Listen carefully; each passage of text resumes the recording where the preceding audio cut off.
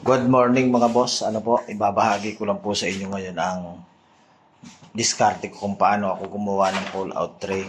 Ano po, ito po ang ginawa ko mga boss.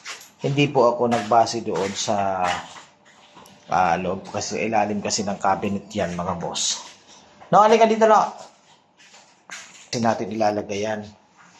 Iba, nilalagay ng plywood yan. Kabilaan. Pinaka-frame nung pull-out tray.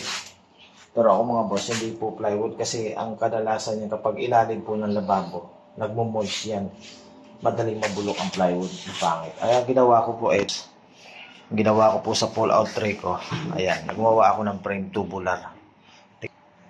Ayan o. Tingnan o, anuhin mo nga no, ilabas mo nga. Hitakin mo. Ayan, yan ang pull-out tray ko mga boss. Yung ilalim no, yung ilalim, pasok mo yung loob. Ayan, naka-frame. Okay? Tapos, ipapasok po natin yan dito mga boss. Sa loob. Sige, ano, pasok mo nga kung kasya. Teka. Ayan, pasok natin. Ito po, pull out po mga boss. Buha ko ng frame para ano. Sakto. Sukat na sukat.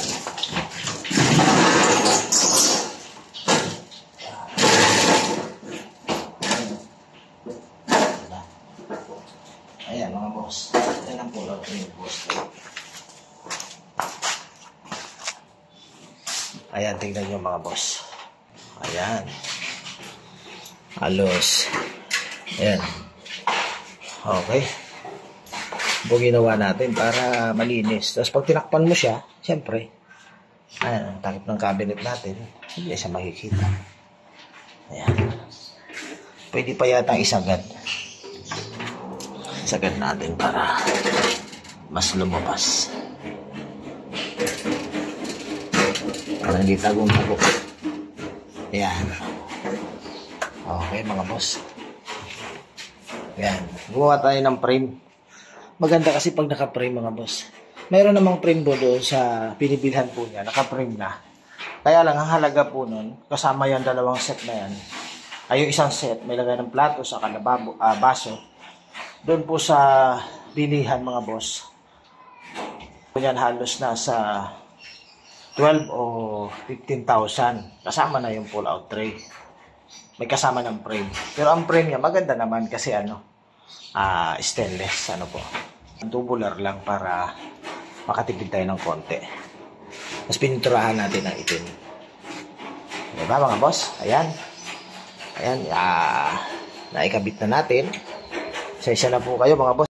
Si Boss Ray medyo inuubo. Napakain kasi tayo ng ice cream ni Emil nung Sabado. Kaya ayun. Inubo si Boss Ray.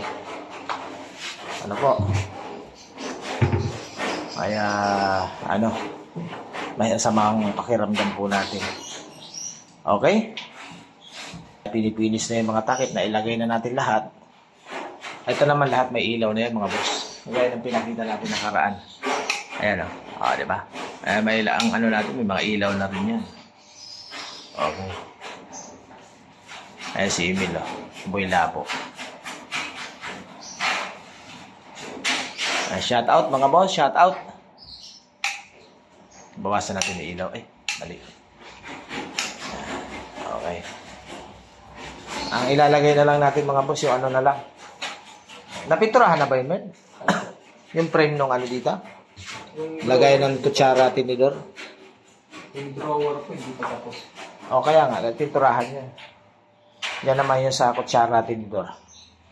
Mga boss, lalagay natin. Bala ko kasi dyan maglagay din ng sabigasan eh. Ewan ko lang kung magagawa pa natin. At tayo mo bukas masyado yun. Okay. Ingat mga boss. Shout out. Ano po? Sana malapit na tayo matapos. Nag-retouch na lang tayo. Tapos aakyat tayo doon sa bubong.